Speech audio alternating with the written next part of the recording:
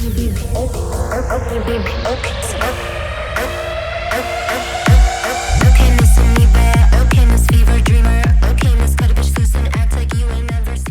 your start in Texas, that's definitely not what someone may imagine someone of like your caliber with being, you know, like a techno DJ starting from. So is there anything from that and like your upbringing that you bring from Texas into your creative process? Ooh, Or do you like honestly, leave that? I mean, the thing that's interesting, about Texas, right, is when I was there, like, you know, teenage years and stuff like that, I had kind of gotten to be able to discover the electronic scene because like Austin was like a very keep Austin weird live music scene. So a lot of electronic acts would come through Austin. And so I got to see some like people who were on that like very front end of the wave of electronic music. And that was kind of my exposure. It wasn't a ton of techno artists because America Yeah. Yeah. at the time, you know, so I didn't get exposure to that until like later, until after I was like in university and had really sort of gotten further into the scene. But the thing that really sticks with me from Texas actually is after I had gotten laid off from my data analytics job, which and I was just living with my mom still during the pandemic and everything before I moved to Europe 4 years ago, I got into like an amazing routine, which when I am home is still my routine. And I live and die by a routine, which is like I wake up and I go to Pilates and then I do whatever errands on the way home from Pilates, which in Texas usually included getting tacos. And then I would go and I would sit in the studio all day until my eyes would cross and my contacts were dry, which is, you know, so like that routine part of it is still my routine now. And I try to duplicate that wherever I go. But aside from that, I don't think so. I mean, I love Texas and I grew up in Texas, but like I've never been like a yeehaw, Yeah. you know, like Yeah. I'm just not that person. Guess why? But I miss Texas a lot, and it was the start of my career. And as I grew my career with like Andrew and Kelly, who run Concourse Projects and Seismic Dance Event, I've known them for like 10 years or more, and they've kind of grown their own thing. So there's like really this sort of hometown feeling there. That's kind awesome. of growing the electronic scene there, and it's been a really special thing to be a part of. That's amazing. Yeah. I love that you have routine because I'm like, That's disturb my routine, I'm gonna get messed up. No, same here. And guess what touring is? Lack of a routine. Yeah, which I didn't find out until it was too late. And so now now I have like weird made up routines on tour that I'm like, oh no, this is totally normal. This is your limited edition routine. Yeah, I'm like, no, like, right now this is a routine. And I'm like, it's kind of like keeps me from, you know, like I have like every time I get home into the airport from Amsterdam, I have the exact point walking out of the airport where I call the Uber so that it pulls up as I'm arriving at the, you know, like little stuff like that. Yes, just a time down to a T. I know when to do it. Like I'm rigid about the skincare routine. I'm like, okay, I can control this. So, you know what I mean? So I'm like, you know, like just weird stuff like that. Like I've tried to create my own little routines, you know, like every time I fly out of Amsterdam, usually on KLM, I always will get like an egg McMuffin because KLM loves to serve you fish in business class, which is diabolical behavior, diabolical. And so I'm always like, I know I'm not gonna be able to eat here, so I'm gonna have maybe some chicken nuggets and possibly an egg McMuffin, and like that's a routine. So it's like the weirdest little things, you know. I don't know. Oh, I get it. Yeah, No, I figured you would. I think. Yeah, I mean, it was like when you said it earlier, I was like, oh, I'm gonna understand everything you're talking about. But with what you were mentioning, like you discover techno from artists coming through Austin, and that's really cool. It has been very underground for so long. So as like the scene itself, and you have a sense of like bigger stages, areas, is there anything about its like underground ecosystem and community that you've kept kind of sacred, and anything that you've left behind and kind of adopted to bigger areas, more mainstream kind of viewership? Yeah, I mean, the core ethos of the underground scene, and especially the house and techno scenes as they were created in Detroit and Chicago, right, has always been a safe secondary space for obviously people of color and queer people to go and express themselves and be themselves. And there's very important underlying values of community and of safety and of respect and of welcoming others, even if, you know, they're completely different from you or they have different life experiences or you're not the same. There's that whole, you know, on the dance floor, we are all one and we are all safe here. ethos, which is very, very important to me, you know. And I've said things before and been like, hey, you know, I know we have like a lot of new ravers or a lot of new people who've discovered not only my music, but electronic music in general through TikTok. And I've always been like, hey, by the way, guys, nobody does a crash course on this, you know, this is how these values are reflected in the community. Right. And so I like to every so often just remind people and just make sure that we do have that safe space that stays there, because for me, that's really the most important part. In terms of like, I guess, leaving things sort of behind from the underground, I remember when I first moved to Germany and I was, you know, starting, and I lived in Germany for 8 months, then I moved to Amsterdam, and I started touring like hard techno, what was hard techno at the underground techno at the time, in Germany and throughout Europe.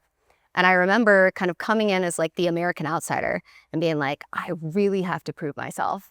Like, I really have to prove myself. So I'm going to make sure that I'm playing like deep stuff and like stuff that's hard as nails, and, you know, just really delivering a set that like nobody expects. And I got to be the one to play the hardest, and I got to do all of this stuff just to prove that I can hang. Yeah. Because I'm the American, and, you know, in a room of Europeans, believe it or not, it's hard to be an American sometimes, you know, which is probably a reputation that as a nation we've earned, but that's a separate problem.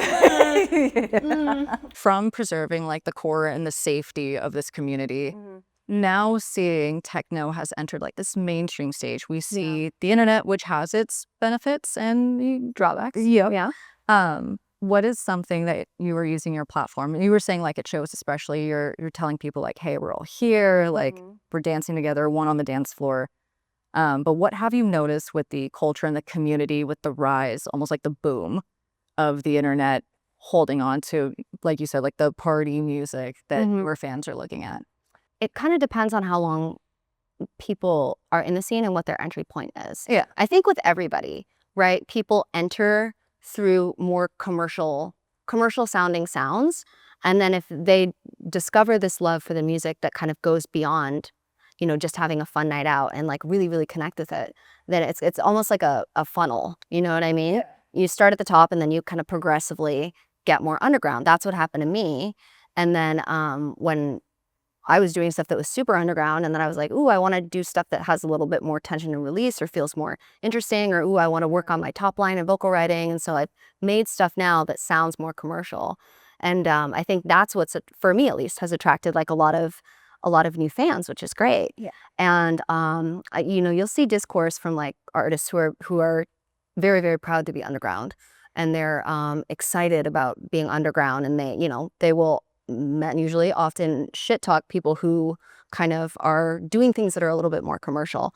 But I think what they're forgetting is the funnel, you know? Yeah. People who are fans of me right now, amazing, super happy to have them. They might not like what I do in a couple years, or they might discover people who are kind of like one level deeper on being underground, and then they discover something new and they go and support those artists and elevate their careers, and then maybe their taste changes again and they go to something even more underground. You know what I mean? So I think it's really an ecosystem where the rabbit hole is so deep and so endless that I think there's kind of room for everybody. And so for me, the thing that's been frustrating with things blowing up is that people have put some sort of moralization or moral compass on, you know, everybody at the end of the day as an artist is just trying to express themselves creatively. And I don't think there's any right or wrong way to do that. It's just individualistic to you. And so I don't think that there's necessarily any type of hard dance or hard techno music that's better than the other. It's all just different tastes and different flavors, and that everybody can consume and connect with and be part of in different ways. And, you know, whatever your taste is, great, go support the people who make it. If you started with me and now I'm not your taste anymore, that's totally fine. I'm glad that my music worked for you for a while and you connected with it. And, you know, please go support all of my friends who do slightly different things, and they're all so talented. So I think about that all the time. Yeah. And just, I think the most important thing community-wise is like positivity, being welcoming, not yucking somebody else's yum, and just, you know, enjoying the, you know, it's supposed to be an escape. It's supposed to be away from all the evils of society and all the things that stress us out in our normal daily lives. So you don't want to like bring it into the entire community. Yeah. That is such a cool way to put it. Because really, it's like, okay, if my role in this ecosystem is to introduce people to the genre, to introduce people like a little bit harder, a little bit like more underground, that is so cool. Because people are complaining like, oh, I'm going to eventually have someone who's made it all the way to me. But until then, I don't like what you're doing. Yeah. Like, I mean, that's wild. if somebody sees me at like EDC and they get super into the sound and they're into it for a while, and then the next EDC they go to like the Factory 93 stage and they see what Time Warp is booking or what whoever's booking, and they see, they're like, ooh, hard groove, what's this? They get kind of into that. Then maybe a year or two from then, they're kind of digging even deeper and they're like, oh, you know, Dax J, who's that? And then all of a sudden you kind of get into this like Berghain type techno. That's amazing. And I love to book, like we had just had Dax at my move and after party. He's one of my favorites. He's amazing. He like groovy, grindy, classic Berlin style techno, right? And so he was direct support for me at the after party and it was amazing. I just picked up right where he left off, played some stuff like that, and then transitioned into whatever story I was going to tell. Yeah. And so there's kind of room for everybody. So I love to be able to use the platform and the opportunities that I have with my music to be able to like put my friends on and introduce people to up and coming artists and help build a fan base for them or expose people to new types of music so that they can live out their dream of being able to live off their art.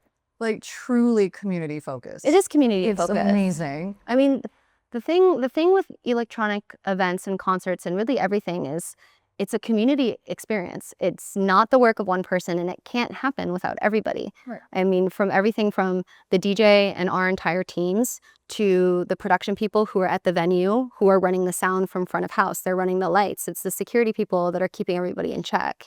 It's the entire staff of the venue. It's the back end teams, agents, managers, our touring people who even make that stuff happen, the people who book the travel, you know, the guys who run transpo, and then, you know, security and people who are doing merch, and then all the fans. Like, it's a community experience where everybody is there and everybody is playing a role in this sort of energetic exchange, and it doesn't happen without the energy of everybody present. Yeah. So it's inherently a community thing. And I think things start to feel evil or corporate or weird when it becomes about the narcissism and the self. Yeah. More than the act of service and the joy of doing something beautiful, creating a beautiful experience or memory together. Yeah. Okay, side note, I have fallen in love. I just wanted to like note that now. Okay. I was like, that was so wonderful. Thank you. So I think like kind of wrapping up and finishing up, when you think about your legacy, and you've kind of answered this here and there, because hearing you talk, you hear like the heart, the mind, the passion you have for this. Thank you. But how would you like to leave this when, you know, you're like, this is it for me, this is where I'm at? What do you hope to leave as an imprint into the community? Ooh, I guess a couple things. I hope I can be somebody that's remembered for always living in their truth, being authentic to themselves, being kind and caring and like a bright and easy person to work with, that, you know, somebody who leaves places better than they found them. Yeah. Somebody who's been able to use their influence, not in a purely selfish form like often so many people who achieve fame and success do, but as a way to lift other people up. You know, instead of kicking the ladder out behind you, you leave it down and hold your hand out to pull others up with you. And then I guess as somebody who is really true to themselves, you know, a visionary creative on the front end of things. But I mean, I don't know, art is so subjective. I would just say, you know, if my music makes somebody's life better in any way, shape, or form, then time well spent. Yes. You know? Yeah. I think that's exactly what you're gonna do. So that's incredible. Great. I was like, I think you're doing that currently, and Thank that's you awesome. so much. Yeah. But thank you so much for your time. This has been amazing. This is awesome. Thank you.